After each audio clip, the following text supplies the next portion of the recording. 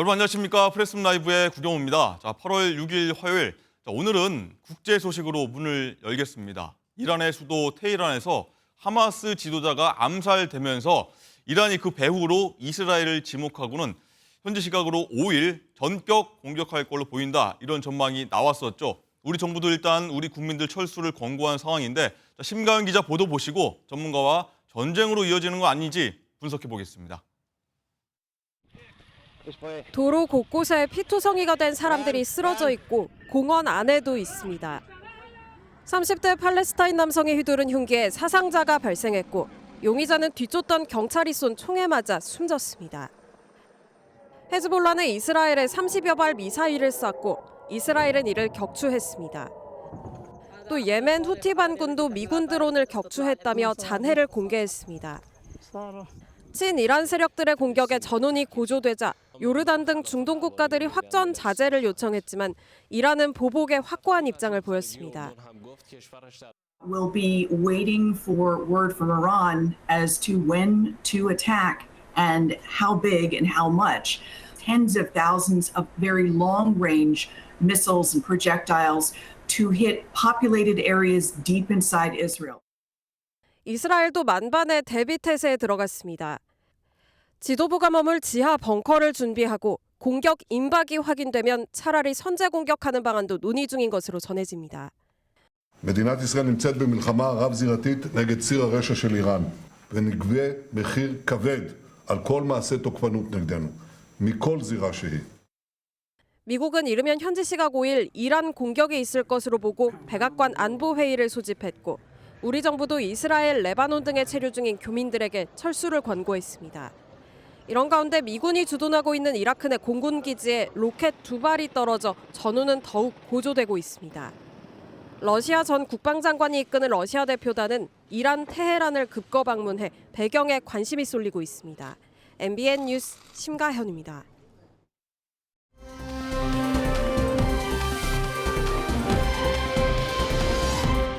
네, 자세한 분석은 봉영식 연세대 통일연구원 전문위원과 함께하도록 하겠습니다. 안녕하십니까? 예, 안녕하십니까? 어서 오십시오. 예. 자, 일단 많은 분들이 좀 궁금할 것 같습니다. 이스라엘과 하마스가 전쟁 중인데 또 왜 갑자기 이란이 이스라엘을 공격하느냐 이 점이거든요. 갑자기라고 볼 수가 없죠. 이란 입장에서는. 왜냐하면 이란 대통령 선거가 끝나고 신임 대통령 취임식에 참석했던 하마스의 3대 지도자 중에 한 명인 이스마일 하니예가 이란 영토 내에서 암살이 되었습니다. 네. 지금 드론 공격이냐 아니면 이스라엘의 정보부가 몇 개월 전부터 설치해놓은 폭파물에 대해서 그것 때문에 사망된 거냐 여러 가지 설이 있는데요. 예. 아직 이스라엘 정부의 소행이라는 공식적인 확인은 없습니다만 모든 증거가 이스라엘을 가리키고 있습니다. 이것은 이란 입장에서는 지난 4월 1일에 이스라엘이 주 시리아의 이란 대사관을 폭격한 것에 이어서 또 한 번 이란의 주권을 침해하면서 하마스 지도자를 그것도 대통령 취임식에 참석한 외국 지도자를 영토 내에서 암살한 것이기 때문에 심각한 그리고 중대한 그 이란의 주권 침해라고 볼 수 있는 것이죠. 네. 우리나라도 지난 1978년 8월에 일본 내에 있었던 야당 정치인 김대중을 박정희 정부가 납치해서 살해하려는 시도가 있었지 네, 그런 일이 않습니까? 있었죠. 그래서 일본 정부가 일본 주권 침해라고 심각하게 항의를 했고 예. 또 그 다음에는 1973년 8월 15일에는 광복절 경축식에서 일본인이 문세광이 박정희 대통령을 총격으로 피살하려고 그랬죠. 예. 그거는 이제 한국 정부가 일본에 대해서 이건 중대한 한국 주권 침해라고 항의했지 않습니까? 이것보다도 훨씬 중대한 그런 사안이라고 이란 정부는 확인을 하고 여기에 대한 보복을 지금 천명한 것입니다. 그렇군요. 어쨌든 이란이요 이제 현지 시각으로 5일에 일단 이스라엘의 보복 공격 감행하겠다 이렇게 밝혔었는데 일단 시간이 좀 지난 걸로 좀 보이거든요. 일단 공격을 좀 미룬 좀 상황 어떻게 보십니까?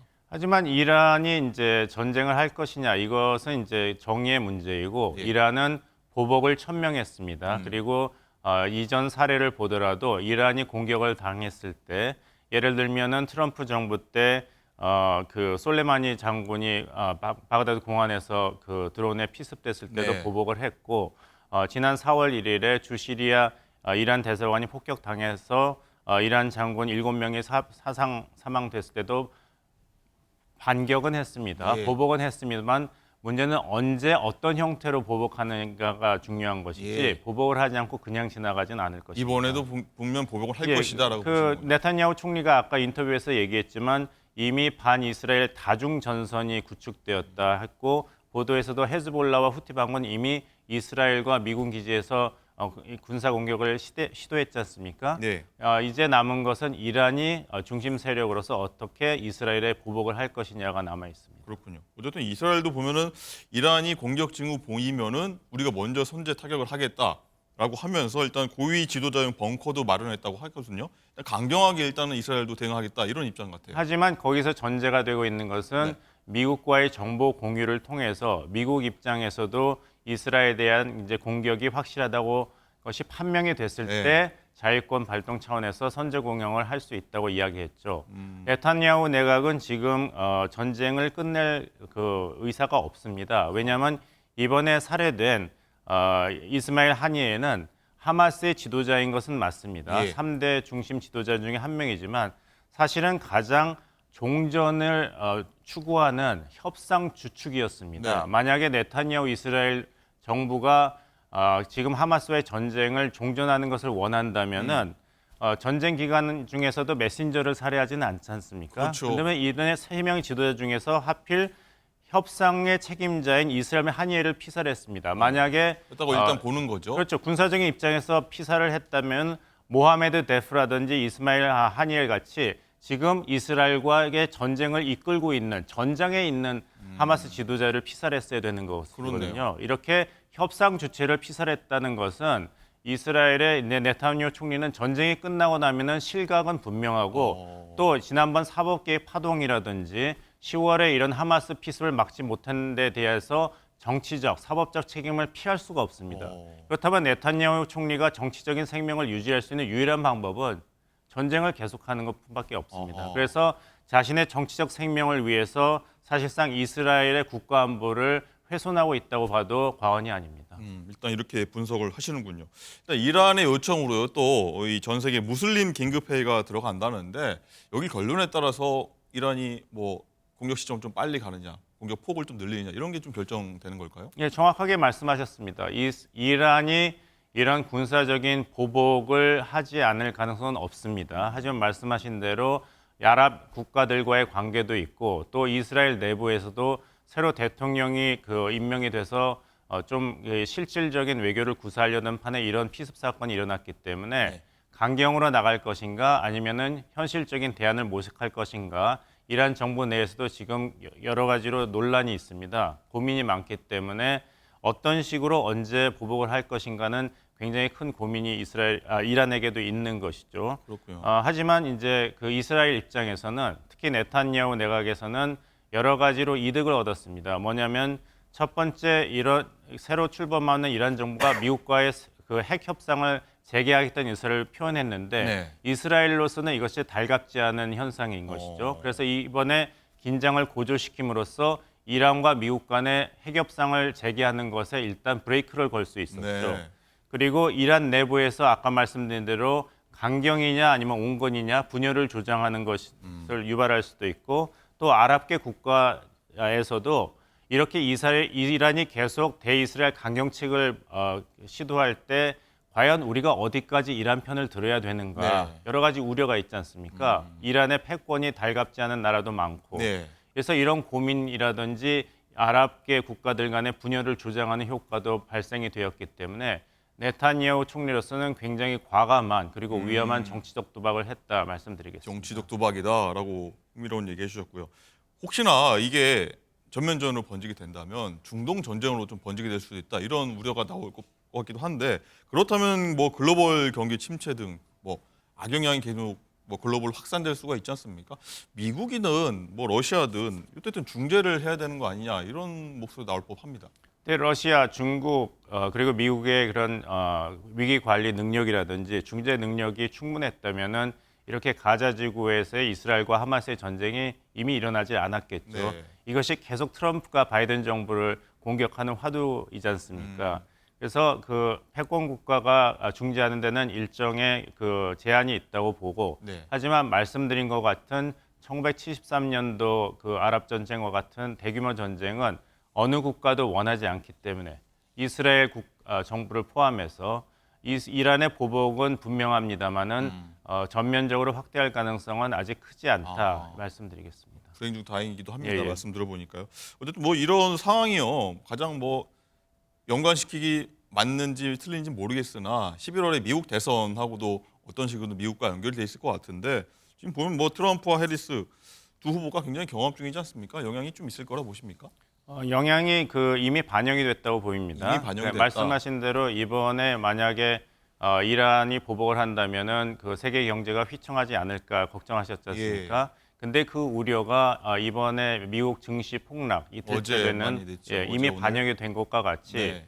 이런 미국의 그 위기 관리 능력 부재라든지 중동에서의 그런 영향력 부재는 이미 대선 레이스에서 반영이 돼 있습니다. 그리고 무슬람계 미국 유권자가 전체 유권자의 3% 미만이기 때문에 네. 베트남 전쟁이 그 미국의 대선을 흔들었던 1968년과 같은 현상은 이미 지나갔다고 보고 트럼프 공화당 후보가 계속 바이든 대통령을 무능하다고 공격을 했지 않습니까? 예. 지난 6월 27일 1차 대선 후보 토론회에서도 이 점을 계속 부각하고 내가 집권했던 4년 동안에는 세계 안보가 평화로웠다 이런 얘기를 하고 내가 집권을 했다면은 이런 가자 지구에서의 군사 충돌은 이미 막을 수 있었다 얘기했지만 그거는 어디까지나 이제 가상적인 시나리오고 예. 또 바이든 후보가 이미 대통령이 후보를 사퇴했기 때문에 이것이 해리스라는 새로운 민주당 대선 후보의 무능과 연결시키는 데는 아무래도 좀 무리가 있죠. 그렇군요. 알겠습니다. 어쨌든 말씀하신 것처럼 큰 전쟁, 중동 전쟁으로 비화되지 않았으면 하는 바람이고요. 한번 쭉 지켜보도록 하겠습니다. 자, 오늘 말씀 여기까지 듣겠습니다. 감사합니다.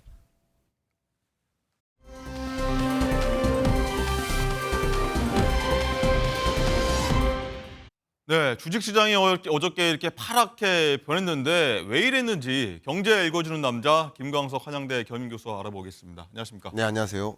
자, 어제 아까 이어진 전쟁하고 좀 전쟁 분위기가 좀 이어질 것 같은데 네. 일단은 어제 코스피가 역대 최악의 하락폭 기록했습니다. 뭐 잠시 2,400선마저 붕괴가 됐는데 네, 떨어져도 너무 떨어졌다. 지금 파란색 다 나오는데 네, 많이 연락 받으셨죠?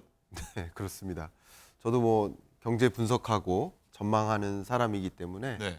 저도 뭐 어제 오늘 아침 계속 이야기를 많이 해왔는데 일시적 현상이다라고 일시적입니까 예, 이게? 예, 일시적 현상이라고 의견을 드렸습니다. 좀 예. 종합적으로 말씀드려 보면요. 네. 이렇게 세계 증시가 또 한국 증시가 미국뿐만 아니라 일본 증시가 이렇게 역대급으로 떨어진 이런 배경은 무엇일까? 과잉 공포감 때문이다. 공포감 때문이다. 실체가 있는 것이 아니라 예. 과잉 공포감이 작용된 것이다. 여러분 아마 기사라든가 여러 유튜브 썸네일이나 이런 걸 보시면 예. 경기 침체 확산이 아니라 경기 침체 공포 확산이에요. 경기 침체 공포 엄습이에요.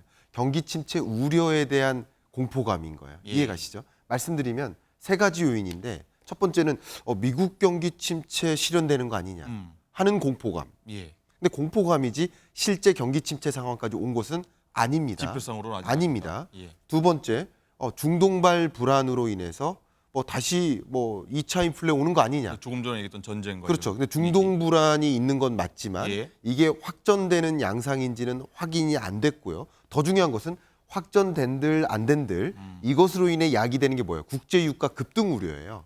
국제 유가 급등하면 다시 2차 인플레 올 수 있거든요. 네. 그 우려인데 국제 유가 급등하지 않거든요. 역시 과잉 공포감이죠. 세 번째는 엔캐리 청산에 따른 그러니까 일본으로부터 미국으로 자금이 많이 쏠렸던 것이 예. 대거 들어오는 거 아니냐 하는 공포감. 그때 이제 미국 장이 빠지는 거 아니냐 하는 공포감. 그러나 역시 엔캐리 청산도 이제 엔캐리 현상이 주춤해지는 건 사실이지만 청산 절차가 일어나는 것은 현재 아니기 때문에 네. 역시 이런 세 가지 요인에 대한 공포감, 우려감 이런 것들이 증시에 작용됐던 것이지 선제적으로 예. 실제 이런 것들이 실현되고 있는 상황이라고 판단하기는 어렵겠다라는 의견을 좀 드리고 싶습니다. 그렇군요.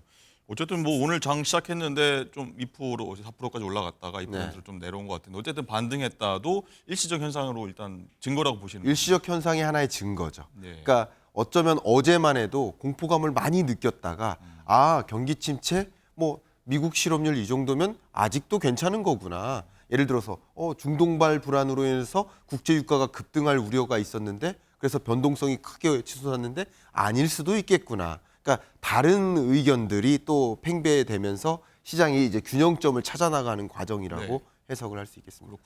어쨌든 말씀하신 대로 이제 우리나라뿐만 아니라 일본, 중국 전 세계가 다 떨어졌었는데 네. 왜 이런 현상이 미국의 경기 침체 우려됐다고 하지만 네. 왜 이렇게 갑자기 공포감이 조성됐을까요? 일단 이 세 가지 중에서 가장 지배하고 있는 공포감은 미국 경기 침체 우려죠. 예. 근데 그 경기 침체 여부를 진단하는 여러 지표들이 발표됩니다. 예. 근데 작년이래요. 지난주 금요일 날 밤에 미국 고용 지표가 발표돼요. 네. 실업률 지표가 발표되고 취업자 증감이 발표되고 세 번째는 또 임금 상승률이 발표돼요. 네. 이 3대 지표가 미국 고용이 더 둔화되는구나. 고용 침체가 현실화되는구나. 라는 방향성을 가리켰어요. 실업률 기준으로만 말씀드린다면 종전 실업률 실적치가 4.1%였는데 최근 실업률이 4.3%로 반등했습니다. 네. 그럼 실업률이 올라가네 미국 경기 침체 시작되는 거 아닌가? 라는 공포감이 있었는데 그런데 이 실업률은 4.3%에 해당되는 이 미국 실업률은 아직도 탄탄한 견조한 노동시장임을 보여주는 증거예요. 네. 실업률이 올라가고는 있지만 미국의 경우 한 5% 정도의 실업률이라고 한다면 그래도 미국 고용치고는 괜찮은 고용이에요. 그러니까 올라가고는 있지만 그러니까 이런 것들이 처음에는 공포감으로 해석을 했다가 경기 침체로 해석을 했다가 아닐 수도 있겠구나. 우리가 너무 과잉 공포감을 가졌었구나. 네. 라고 판단을 이제 전환해 나가면서 주가의 반등이 나타나는 거라고 볼 수 있는 거죠. 그렇군요. 그럼 미국 경기 침체 오는 건 아니라고 봐도 되는 겁니까? 제가 이 자리에서 이 부분을 명확하게 한번 말씀드리겠습니다. 예. 제가 이렇게 구분하겠습니다. 경제 위기와 경기 침체는 다르다. 전혀 다른 겁니다. 두 번째, 경기 침체 공포와 경기 침체는 또 다르다. 이 두 번째 거는 방금 설명을 드렸어요. 예. 근데 경제 위기와 경기 침체가 같은 건가? 전혀 다르거든요. 역산을 해보면 네. 2008년 글로벌 금융위기, 경제 위기입니다. 2020년 팬데믹 경제 위기, 경제 위기입니다. 예. 경제 위기는 뭘로 알 수 있느냐? 경제 활동이 급격히 수축돼서 전년도 GDP보다 오히려 줄어드는 역성장하는 해를 우리는 경제 위기라고 합니다. 예. 근데 2024년 현재 역성장과는 관계가 없어요.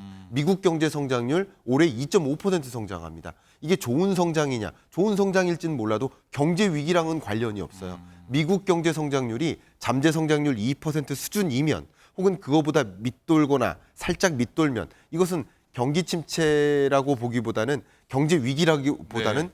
마일드한 경기 침체인데 경기 침체 우려를 가지고 경제 위기라고 해석하는 거죠. 네. 약간 소뚜껑 보고서 정말 무슨 네, 놀랐다. 뭐 이런 식으로 해석하는 거죠. 과잉 공포감이라는 거죠. 그러니까 경제 위기에 나타나는 현상과 경기 침체와 같은 지금처럼 경제 성장률이 주춤하는 네. 그런 흐름하고 전혀 다른 것이다. 그게 다른 현상을 가지고 네. 경기 침체 공포감을 가지고 경제 위기라고 해석하는 경향도 없지 않아 있었다 이렇게 의견 드리겠습니다. 이렇게 분석하시니까 또 제가 또 안도감이 살짝 들긴 네. 하는데 네. 어쨌든 이 가상 자산도 크게 흔들렸지 않습니까? 네, 그렇습니다. 비트코인 다 떨어지긴 했는데 네. 많은 분들이 궁금하실 겁니다. 그럼 다시 이제 증시, 코인 시장 예. 투자 다시 들어가도 되는 건지 가장 네. 궁금할 거거든요. 말씀을 드린다면 어쨌든 어제 오늘 그러니까 그 공포감이 치솟았다가 그 치솟은 공포감이 조금 완화되는 흐름이라고 볼 수 있겠죠. 그러니까 이 공포감의 가장 취약한 자산이 뭘까요? 공포감이 치솟을 때 예를 들어서 러시아 우크라이나 전쟁이 발생했을 네. 때 팬데믹 경제 위기가 선언됐을 때 그런 어떤 공포감이 드는 국면에 가장 선호하는 자산이 뭘까? 돈을 어떤 형태로 갖고 있으려고 노력할까요? 부동산으로 혹시 네, 주로 현금이라든가 혹은 달러라든가 금과 같은 네. 안전자산을 선호하게 돼요. 그러니까 안전자산으로. 안전자산의 성격의 가치는 올라가는 겁니다. 반대로 공격적 투자자산, 불안전자산 같은 경우 대표적으로 위험자산으로 분류되는 코인이나 주식 같은 경우는 폭락을 하는 거죠. 네. 위험하다고 지각하니까 투자자들이 여기서 돈을 빼서 이쪽으로 옮기는 방식이 예. 이게 자산 관리입니다. 이런 식으로 돈이 옮겨가는 과정에서 주가는 폭락하고 코인 가격은 폭락하고. 근데 이게 만약에 과잉 공포감이었다라고 해석을 하기 시작하면 이게 실체가 없는 너무 과잉 반응, 과하게 반응했던 그런 주가였다, 코인 증시였다, 뭐라고 판단을 하면 네. 다시 그 시장으로 돈이 유입될 수 있겠죠. 그런 움직임이 진행되고 있는 변동성이 심한 장세라고 해석을 해드리고 싶습니다. 알겠습니다. 일단은 길지 않을 거다 이런 장이 이렇게 해석해 주신 거 좀 믿고 또 안도하면서 저희가 시청자분도 많은 도움 됐길 바라는 마음입니다. 네. 자, 오늘 말씀 여기까지 듣겠습니다. 감사합니다. 감사합니다.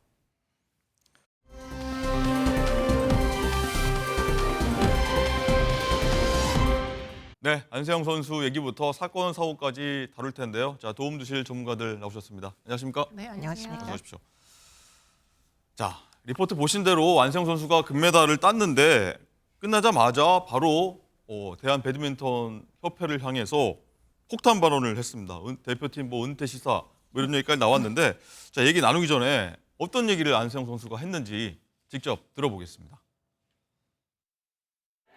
시대가 변한 만큼 저는 따라와야 된다고 생각을 하거든요. 그래서 다른 나라 선수들을 보고 저도 느끼는 게 많은데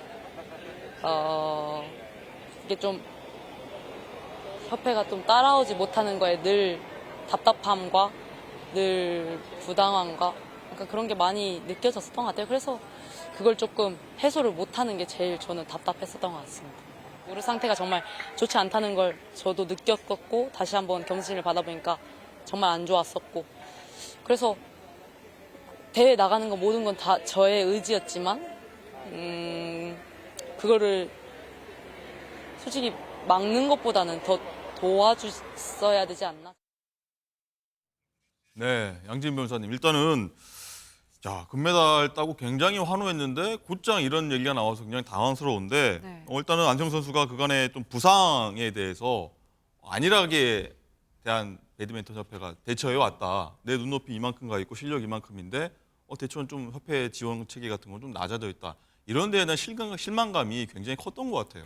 그렇죠. 이게 장시간 동안 굉장히 차곡차곡 좀 서운함이 쌓여왔던 것 같아요. 일단은 선수 입장에서는 부상이 가장 치명적일 수가 있잖아요. 본인의 선수 생명과도 연결이 되어 있기 때문에 이 부분에 대해서 좀 협회에서 지원을 해줬으면 하는 마음이 좀 컸던 것 같습니다. 과거에도 안세영 선수가 이 무릎 부상을 아시안 게임에서 다친 적이 있었는데 그때 당시에 사실은 이제 협회 측의 이제 지원이 미진하다 보니까 그때 당시에도 굉장히 많은 실망감을 했었다라고 이야기를 했고 그러면서 올림픽 준비에까지 좀 차질을 빚었다라고 해요. 어쨌든 본인이 정말 각고의 인내 끝에 이렇게 금메달을 손에 거머쥘 수가 있었지만 하지만 올림픽을 앞두고도 그 부상이 이제 계속해서 발생하다 보니까 무릎에 칭칭 뭘 감아서 붕대를 감았어요. 그렇죠. 한 번 부상을 입게 되면 이게 꾸준하게 사실 치료를 받아야 되는데 그 부분도 좀 미진했던 것 같고요. 일단은 협회 측에서 이러한 부상을 외부로 알리는 거 극도로 꺼려했다라고 합니다. 그래서 굉장히 쉬쉬했는데 그러다 보니까 치료를 받을 수 있는 타이밍도 좀 놓치게 되고 보안 유지상일 수도 있고요. 그렇죠. 이제 부상이 좀 심각해지다 보니까 나중에는 이제 협회 측에서 이제 선수들이 요구가 거세지다 보니까 한국에서 한의사를 데려와서 치료를 도왔다라고 지금 알려지고 있는데요. 일단 그러다 보니까 선수 입장에서의 좀 서운함을 토로한 것 같습니다. 그렇군요. 어쨌든 이 운동선수들은 올림픽 금메달 하나만 보고서 어떻게 보면 평생을 준비를 하는데 내 부상 상태에서 협회가 좀 지원이 미진하다. 되게 아쉬움을 느낄 법한데 어쨌든 이 값진 목표를 이뤄내고 안세영 선수는 어제 이렇게 좀 소감을 밝힌 바가 있습니다. 소감도 한번 들어보겠습니다. 진짜 힘든 순간이 너무 많이 떠오르고 어떻게 보면 저의 20대, 10대를 거의 배드민턴만 보냈는데 이 꿈 하나 때문에 보냈는데 이렇게 이루어지니까 정말 뭐 분노도 있었고 참을 것 다 참고 환호 뭐 그런 게 다 있어가지고 움츠렸다가 다시 또 포효하고 이런 게 정말 낭만이지 않나 싶은 것 같네요. 운동선수들한테는. 네, 얘기 들어보면 뭐 분노했었다. 그런 올림픽 준비하는 과정이 지원이 좀 부족해서 분노했었다. 근데 마지막에 낭만으로 좀 마무리됐다고 하는데 이수영 교수님 어떻게 보면은 선수 입장에서는 굉장히 이 힘이 빠진 준비 과정이었던 것 같아요. 뭐 굉장히 고난의 행군이었다. 근데 마지막에 이제 뭐 낭만이다 이렇게 이야기하는 결과를 초래할 수 있어서 천만다행이다 이런 네. 생각이 드는데 그러나 이제 그런 과정을 살펴보면 이 친구가 이렇게 분노를 느낄 만한 사정이 있었다 이렇게 보입니다. 예. 뭐 대부분의 이제 이런 불만은 대한 배드민턴 협회에 대한 불만. 아까도 잠깐 변호사님 말씀하셨지만 부상이 있는데 이게 사실 부상이 22년도부터 시작된 부상으로 보여요. 아시안 게임 뭐 직후에 있었다고 네, 하죠. 그러니까 그때 심각하게 이제 뭔가 부상이 있었는데 그걸 제대로 치료를 하지 않은 채 쉬쉬하다가 2023년에 다시 재발한 것으로 보입니다. 네. 그래서 결국에는 지금 이번에도 그 부상이 이어져서 지금 훈련 과정에 프랑스에서 상당 부분 또 부상이 계속됐고 그게 지금 이제 뭐 우승하기까지 여러 가지 이제 난맥상을 유발했던 것 같은데 문제는 외국의 경우에는 그러면 선수가 이렇게 부상을 당하게 되면 어떻게 하느냐. 사실은 굉장히 개인적으로 굉장히 개별화된 선수 관리를 한다고 알려지고 네. 있어요. 대만도 개인 코치가 있고 중국도 개인 코치가 있고 뭐 개인 이제 트레이너도 있고 이러다 보니까 사실은 지금 우리 경우에는 복식조나 단식조가 거의 같은 팀의 감독 팀에 의해 가지고 관리 감독이 되다 보니까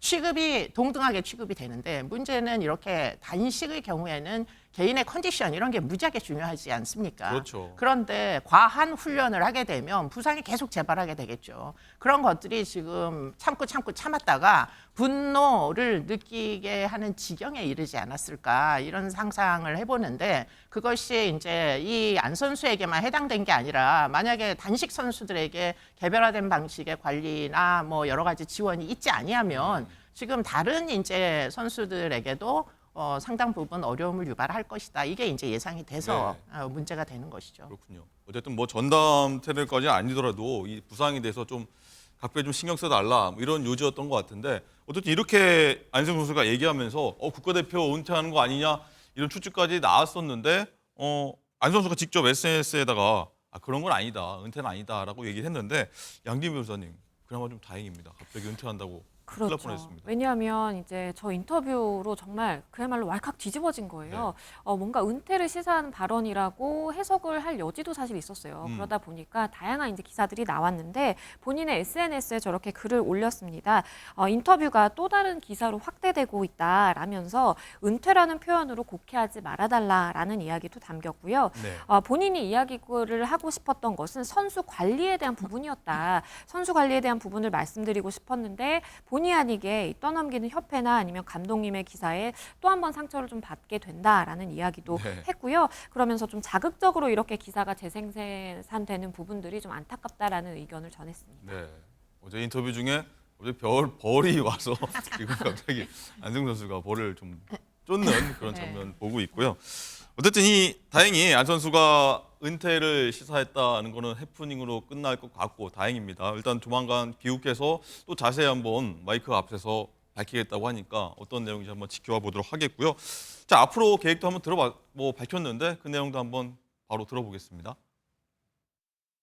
저는 물론 항상 계획을 가지고 다니고요. 이제는 조금 숨 좀 쉬면서 정말 웃으면서 투어도 다니고 즐기면서 할 수 있는 날이 왔으면 좋겠어요. 저는 그걸 늘 꿈꿔왔고 저의 한 목표이기 때문에 이제는 몸도 좀 정말 안 아플 때가 그리울 만큼 왔거든요. 안 아플 때 저의 몸 상태를 좀 다시 느끼고 싶어서 몸 관리도 정말 더 철저하게 하고 앞으로의 새 챕터를 준비할 생각입니다. 네, 새 챕터 이제 새 장, 안세영 선수의 새 장을 열겠다라는 긍정적인 신호까지 좀 밝혀봤는데 교수님 이제 이번 사건을 통해서 협회에 대한 배드민턴 협회도 미비한 시스템이 있다면 좀 고치려는 노력을 해야 될 것 같아요. 네, 뭐 그건 너무 당연한 거고요. 협회 차원에서 보면 아까도 잠깐 얘기하지 않았습니까? 이게 옛날 방식으로 훈련을 시키던 거 그것이 결국에는 선수들에게 부상을 유발하고 그런데 부상을 유발하면 협회 차원에서 개인적으로 대화를 나누어서 선수를 개별적으로 관리를 하고 육성을 네. 하고 이렇게 했어야 되는데 문제는 이제 선발전에서 뭐 나가지를 못하게 한다는 거예요. 네. 결국 탈락을 해서 국제 대회에 못 나가게 하고 이런 것들이 결국 선수 입장에서 보면 내가 최선을 다해서 국가를 위해서 노력을 하다가 다쳤는데 그러면 왜 나를 결국에는 버림받게 하고 다른 선수로 아예 나가지도 못하게 하느냐 부담감을 얼마든지 느낄 수 있잖아요. 예. 그러니까 그런 것들을 지금 안세영 선수가 이야기하는 대목 중에 굉장히 눈여겨봐야 될 대목은 양궁 시스템, 양궁에서 선수를 선발하고 또 육성하는 시스템을 언급을 합니다. 금메달 5개를 싹쓸이했던 양궁 싹쓸이 시스템. 할 수밖에 없었던 데는 사실은 현대자동차의 아주 지속적인 지원과 네. 과학적인 이제 선수 선발, 공정한 시스템 이런 네. 것들이 지원이 됐기 때문에 이게 가능한 거잖아요. 예. 그러니까 지금 안 선수가 22살이라고 지금 저 이제 선수의 주장을 얘기를 너무 이렇게 얕게 듣지 마시고 협회의 여러 전문가들께서는 좀 더 안정적으로 선수들이 지속적으로 생명력이 유지될 수 있도록 네. 잘 지원을 해주시기를 부탁을 드립니다. 예, 네. 뭐 다른 협회들 뭐 잘하는 협회들 많은데 뭐 안 되는 협회들 좀 부각이 되는데 그때마다 양궁 협회를 좀 잘 봐라 이런 얘기들 항상 나오는 것 같습니다.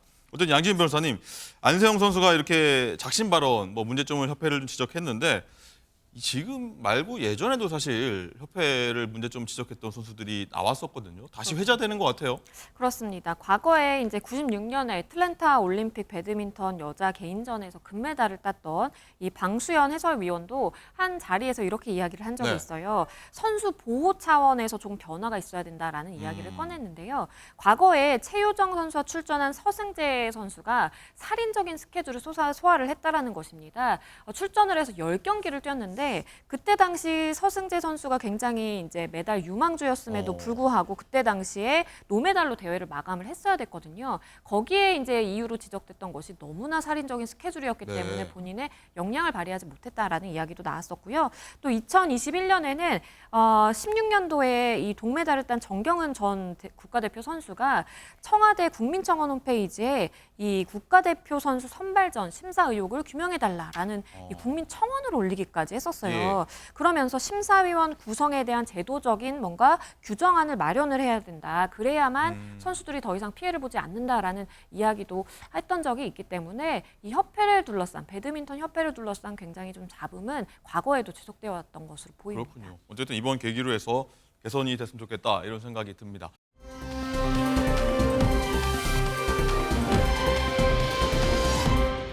자, 믿기지가 않습니다. 양지은 변호사님, 이 대학 명문대생이라고 하는 사람들이 동아리를 만들어서 뭐 활동을 빙자해서 마약 파티를 벌였다. 자, 너무 충격적인데요. 사실은 말만 연합 동아리이지 뭐 마약을 유통하는 좀 체계가 아니었나라는 생각이 드는데요. 마약을 판매하기도 했고요. 본인들이 직접 투약을 하기도 했습니다. 연합 동아리라고 해서 회장이 이렇게 회원들을 모집하는 식으로 진행이 됐는데요. 대마부터 신종 마약까지 가리지 않고 유통을 했고요. 심지어 던지기 수법으로 마약상으로부터 마약을 구매해서 회원들을 상대로 웃돈을 받고 판매를 하기도 했습니다. 결국 마약류관리법 위반으로 지금 이 회장을 비롯한 동아리 회원 6명이 기소가 된 상황이고요. 예. 8명의 경우에는 조건부 기소유예 처분이 된 상황입니다. 네. 자, 교수님, 이 동아리 들어가려면요. 외모 보고요, 학벌 보고, 뭐 집안 보고 엄격하게 면접까지 봤다고 합니다. 이 동아리가. 네. 야, 이거는 어떤 조직이라고 봐야 됩니까? 대학생들이. 글쎄, 뭐 저도 마약 조직이라고 하면 뭐 조직폭력배 정도를 생각을 많이 했던 예. 뭐 그런 적이 있었는데요. 근데 이제 오늘날은 마약이 워낙 일반화되다 보니까 아무나 동네에서 던지기 수법으로 결국 일반인들도 다 마약에 노출되는 시절이 되다 보니까 지금 큰일입니다. 이 사건도 정말 그런 차원에서 보면 이게 이 조직밖에 없겠는가 하는데 사실 의문이 들고요. 예. 대학생들 사이에서 특히 이제 대학생들 중에 좀 시간이 있는 친구들이 여기에 굉장히 많이 참여를 했던 것 같아요. 지금 이제 뭐 로스쿨을 진학을 하기 위해서는 시험을 봐야 되지 않습니까? 그러다 보니까 약대나 의대나 뭐 로스쿨이나 뭐 이런 이제 아주 학력이 높은 친구들이 잠깐 동안에 이제 어떤 시간적 여유를 이제 갖고 있는 사람들 위주로다가 이 모집이 이루어졌던 것 네. 같아요. 아름아름으로. 그래서 지금 알려진 이 구성원들만 300명이 넘었다. 네. 아까 말씀하신 대로 그렇게 심사를 거쳐가지고 이제 함께 이런 이제 일에 연루가 됐던 사람들이 300명이 넘는 명문대생이다라는 데서 정말 경악을 금치 못하게 맞습니다. 하고요. 정말 뭐 인지력에 있어서 상당 부분 자기가 이런 선택을 하면 결과적으로 어떤 이제 결말이 있을지 뻔히 알면서도 지금 참여를 했다는 것이고, 더군다나 이 친구들에게 문제가 된 게 뭐냐, 이게 사실은 텔레그램이라는 사실 다크웹 속에서 지금 이런 종류의 일들이 이루어지다 보니까 사실은 일반 수사를 해가지고는 검거가 불가능했다는 거예요. 그렇기 때문에 이제 아마 검찰 측에서 한두 명의 이제 뭐 A라는 자를 추적하기 시작했는데 네. 금융거래 흔적이 아무래도 수상하다 해가지고 그걸 네. 추적을 해서 지금 이 조직을 일망타진하게 된 것 같고요. 그럼에 있어서 지금 코인으로 거래를 한, 또 현금이나 코인 거래를 해가지고 흔적이 남지 않게 하는 그런 수법을 썼다는 치밀하네요. 거거든요. 그러니까 그거는 사실 전문화된 범죄 조직이 아니고는 그와 같은 일을 저지르지를 않는데, 네. 지금 이 조직은 일반적인 그냥 초범자들의 그룹이라고 보기는 좀 어려움이 있습니다. 네. 자, 양진 변호사님, 일단은 이 치밀하다고 보여지는 게 이 고문 변호사까지 이 피의자들이 고용을 했다고 합니다. 자, 대학원생, 뭐 대학생들이라고 정말 믿기지가 않는데요. 그렇죠. 그러니까 본인들이 이제 언젠가는 혹시나 이것이 적발이 된다라든지 수사물망에 오를 것을 대비를 해서 고문 변호사까지 고용을 해서 마약 수사에 어떻게 대비하는지에 대해서 정보를 공유를 했다라는 것입니다. 뭐 모발 탈색을 한다라든지 염색을 해라, 아니면 뭐 포렌식을 대비를 해서 어떻게 해라라는 식으로 정보를 공유를 장시간 동안 했고요. 그리고 이 회장의 경우에는요, 동아리 회장의 경우 뭐 특수상해라든지 성폭력처벌특례법 위반이라든지 무고 혐의까지 적용이 됐기 때문에 다방면으로 수사가 이루어질 것으로 보입니다. 자, 이 많이 배운 학생들이 뭘 배우나 했더니 마약 이런 걸 배워서 정말 기가 막힙니다. 자, 오늘 말씀 여기까지 듣도록 하겠습니다. 감사합니다.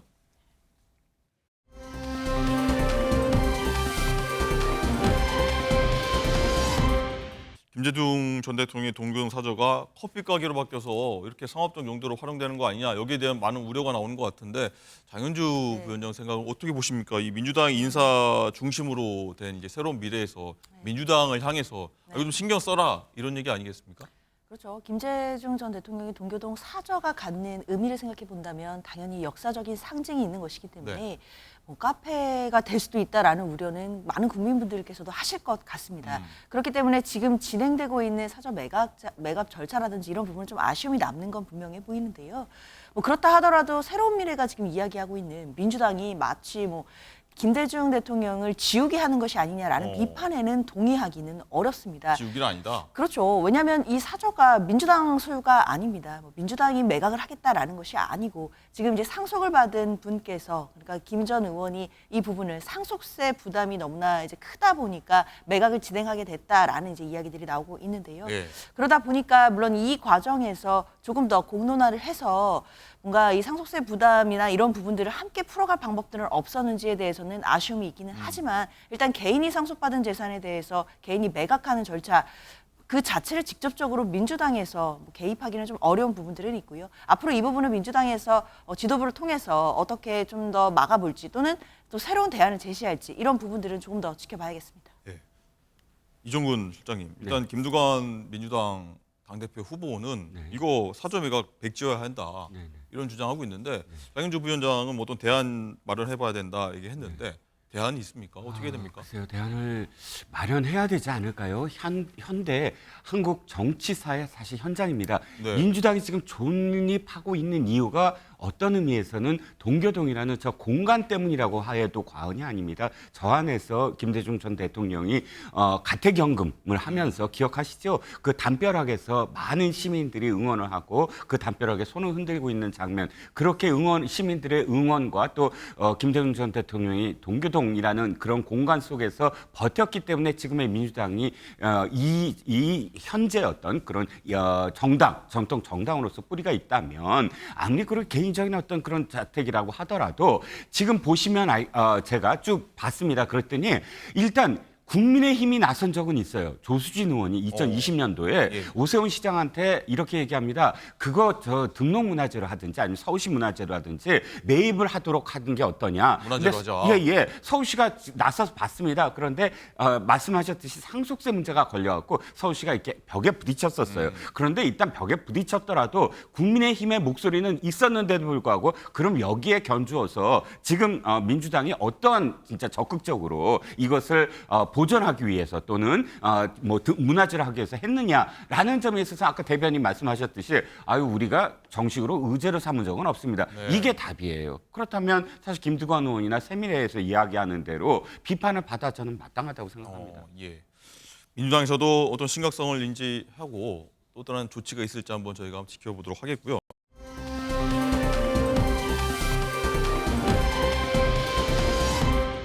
자, 그리고 윤석열 대통령이 닷새간 어제부터 휴가를 떠났습니다. 휴가 중에 통영 전통시장에 들러서 휴가를 보낸 모습이 공개가 됐는데 이종우 실장님, 네네. 휴가 첫날 모습 보니까 이 티셔츠가 있습니다. 이 일반 티셔츠가 아니라 이 해군 티셔츠 차림으로 경남 통영 중앙시장 방문했는데 어떻게 보셨습니까? 휴가가 아닌 것 같아요. 작년도 비슷했어요. 그러니까 윤 대통령의 휴가가 좀 어떤 의미에서는 좀 같은 패턴으로 이어지고 있는 듯이 보입니다. 작년 휴가를 보면 작년 휴가에도 군산을 갔어요. 그리고 전통시장도 갔고 또 티셔츠도 입었어요. 네. 그때 당시에는 천안함과 관련된 유족들을 천안함의 영웅들을 기리는 그런 티셔츠였고요. 이 장면이군요. 예, 이번에 전통시장 얘기고요. 작년 일단 지금 그 대통령의 이 휴가와 관련된 일정을 보면 대통령실은 이렇게 얘기해요. 지역에 지금 경제가 많이 침체돼 있고 또 내수 시장이 얼어붙고 있으므로 대통령이 직접 이렇게 휴가를 이용을 해서 지역 그 시장들을 순례를 하면서 좀 활기를 불어넣은 것이 어떠냐라는 그런 의견을 받아들여서 지금 시장을 돌고 있다고 하고요. 네. 아마도 저도라든지 이런 그 아까 그 대통령의 휴가지 있지 않습니까? 그 휴가지가 가까운 곳을 주로 택하는 것 같아요. 작년에도 저도로 갔었고 올해도 통영이라면 굉장히 저도와 가까운 곳이기 때문에 이렇게 그 지역 민심도 청취할 겸 또 저도로 갈 수 있는 어떤 그런 가까운 전통시장을 찾은 게 아닌가 싶습니다. 근데 김건희 여사는 따로 동행을 안 한 것 같아요. 어떻게 네. 보십니까? 이번엔 동행을 하지 않았습니다. 물론 이유가 있을까요? 최근 들어서 사실 김건희 여사와 관련된 특검 문제라든지 또는 이제 명품백 문제라든지 이런 문제들이 굉장히 불거져 나오고 가장 최근에는 지금 문자와 관련된 이슈가 전면으로 부각됐잖아요. 네. 일단 한동안 김건희 여사와 관련돼서는 더 이상 이제 화제화되는 것을 좀 거리를 둬야 되겠다라는 그런 생각이 아니었을까 싶습니다. 네. 장윤주 부위원장님, 일단은 윤 대통령이 오늘은 군부대 찾아가고 이제 격려할 예정이라고 하는데 네. 민주당은요. 네. 주가 폭락 지금 됐습니다. 법안 처리 현안 많은데 휴가 지금 갈 때입니까? 네. 휴가 복귀해야 되는 거 아닙니까? 라고 비판하고 있어요. 그렇죠. 어제부터 지금 이어지고 있는 주가, 특히 주식시장 폭락 사태로 인해서 또 많은 또 주식 투자하시는 분들이 지금 좀 굉장히 좌절감도 느끼고 있는 그런 상황이거든요. 그렇기 때문에 국가적인 사실상 문제가 발생을 한 상황이기 때문에 지금 한가로이 시장을 돌면서 저런 사진을 찍을 때냐라는 것이 야당의 입장입니다. 당연히 나올 수 있는 저는 지적이라고 생각이 들고요. 그런데 일단 대통령이, 당연히 저는 대통령도 휴가는 갈 수 있다고 생각합니다. 그런데 중요한 것은 휴가지에서 어떤 국정을 구상하고 그리고 휴가를 다녀와서 어떤 정치적인 행보를 보여줄지 이것이 정말 중요하다라는 생각이 드는데요. 지금 야당이 보기에는 지금 국가적으로 봤을 때 현안들이 굉장히 많고 지금 법안들과 관련해서도 여러 이견들이 도출되고 있는 상황입니다. 지금 뭐 속보를 보니까 정부가 국무회의에서 방송사법에 대해서 거부권 행사에 대해서 의결을 했다라고 하더라고요. 네. 그럼 아마 오늘 중에 대통령이 휴가 중임에도 거부권을 전자결제할 가능성이 높다라는 보도들도 나오고 있습니다. 사실 휴가지 상황에서 뭐 여러 가지 업무를 처리할 수는 있다라고는 하지만 야당 입장에서는 휴가지에서조차 또 방송사법에 대한 거부권 행사가 예정되어 있고 그리고 이제 지금같이 국가적인 문제들이 발생하는 상황에서 대통령실로부터 구체적인 메시지가 부족하다라는 평가가 나온다라고 한다면 지금 당장 한가로이 휴가를 즐길 때냐라는 야당의 이야기 앞으로도 계속 나올 수밖에 없지 않나 생각합니다. 예, 이종우 실장님. 그래도 쉴 땐 쉬어야 되는 거 아닙니까? 이런 의견 나올 법합니다. 미국은 주로 대통령들의 어떤 휴가가 뭐 한 번에 다 몰아서 쓰진 않지만 한 1개월까지 뭐 가까이 되기도 합니다. 예, 전체에서 그만큼 휴가라는 것 자체를 뭐 놀러 간다거나 이렇게 그 규정하지 않고요. 특히나 우리나라 대통령들의 휴가는 사실 전국 모멘텀을 가질 수 있는 계기입니다. 대통령은 사실 화제의 중심, 이슈의 중심이거든요. 한동안 사실 이 여백을 둠으로써 그 여백을 통과 의뢰로 해서 통해서 새로운 어떤 전국을 이슈를 던지고 아젠다를 내놓는 그런 과정이기 때문에 이것을 단순히 놀러 간다가 아니라 일의 하나의 어떤 쉼표를 찍으면서도 연장선이라고 봐야 되는 것이 우리나라 대통령 휴가가 아닌가 싶습니다. 알겠습니다. 자, 그리고 국민의힘에서는요, 이 한동훈 당대표가 정책위 의장 교체부터 뭐 말이 많았죠. 지도부 인선을 이제 사실상 마무리하면서 신정 체제를 구축했다 이런 평가가 나오고 있습니다. 자, 그런데 어제 이 지명직 최고위원회 됐죠. 김종혁 최고위원이 한 매체에서 인터뷰를 했는데 이런 얘기를 했습니다. 인선 뒷얘기 했는데 미묘한 파장이 일고 있는 그런 얘기가 나왔는데 그 얘기 한번 듣고 얘기 이어가겠습니다. 네. 한동훈 대표는 정점식 정책위 의장에 대해서 유임할 생각이 있었던 걸로 알고 있어요. 그런데 친윤이라는 그쪽 그룹에서 그 언론 플레이를 막 하면서 반드시 유임시켜야 된다라는 여론전을 막 하기 시작했거든요. 그 정점식 의장을 그냥 유임을 시키면 당장 언론이나 야당에서 아 이거 봐 한동훈은 윤석열의 아바타에 불과해. 정책위 의장도 자기 마음대로 못하잖아. 예. 이런 평가가 나올 거 아니겠습니까? 네.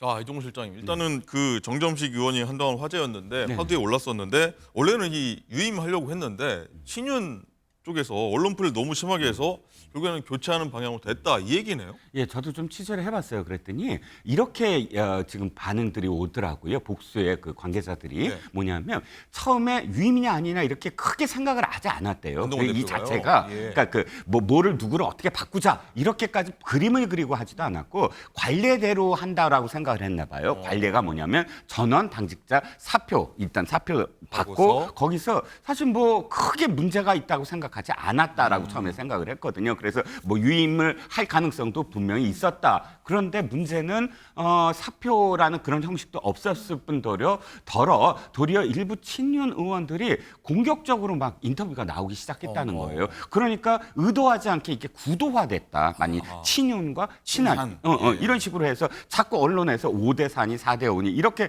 분위기가 흐르다 보니까 아까 김종혁 신임 최고위원 얘기대로 이러다가 만약에 그냥 유임시켰다 그러면 유임시키는 대로 이야기들이 굉장히 또 막 번져갈 것이다. 어쩔 수 없었던 어떤 측면이 있다라는 얘기가 아까 처음에 이 뜻이 없었다라는 건 맞는 것 같아요. 사표를 전원 이렇게 내는 형식을 생각을 하고 있었던 것.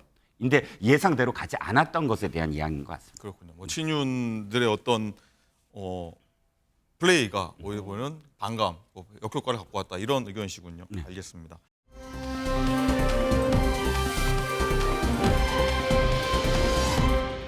라이브픽입니다. 최근 한 항공사가 비행기 난기류 사고를 우려해 기내 컵라면 서비스 제공을 폐지한다는 소식이 전해지면서 난기류에 대한 경각심이 한층 두드러졌는데요. 이 위험천만한 비행기 난기류가 또다시 포착됐습니다. 바닥에는 형체를 알아볼 수 없는 기내식과 물건들이 나뒹굴고 승객들은 몸을 가누기 여념이 없습니다. 인천에서 울란바토르로 향하던 이 항공기는 약 15초 동안 강한 난기류를 만났는데요. 불행 중 다행으로 경미하게 목이나 허리 등의 통증을 호소한 승객과 승무원들은 있었지만 크게 다친 사람은 없는 것으로 전해집니다. 하늘의 10위꾼이라고 불리는 이 아슬아슬한 난기류, 올 상반기에만 약 15,000건 넘게 발생했고요. 그 빈도와 강도도 전 세계적으로 매년 증가하는 추세입니다. 전문가들은 지구온난화로 인한 이변이라는 목소리를 내고 있는데 만약 비행기에서 난기류를 만난다면 몸을 최대한 숙이고 당황하더라도 불필요한 행동은 하지 않는 것이 좋다고 당부하고 있습니다. 2020년 전 세계를 감염시킨 코로나19 바이러스 잠잠해지는가 싶더니 최근 한 달간 또다시 감염 환자가 늘었습니다. 질병관리청은 한 달 사이 코로나19로 입원한 환자가 무려 5.1배 증가한 것으로 집계됐는데요. 새로운 오미크론 변이 바이러스가 재유행을 주도하고 있는 것이 원인입니다. 문제는 감염 환자가 늘어나면서 진단키트의 가격 또한 대폭 상승하고 있다는 건데요. 브랜드와 판매처에 따라 다르겠지만 우리에게 흔히 소비되는 자가키트 중 하나는 원래 1,300원에 판매되는데 현재는 7,400원으로 가격이 급등하는 것은 물론 그럼에도 없어서 구매를 못할 정도라고 합니다. 휴가철이 끝나면 또 집단 감염 발생까지 우려되는 상황인데요. 평소 개인 위생 수칙 꼭 지키시길 바랍니다.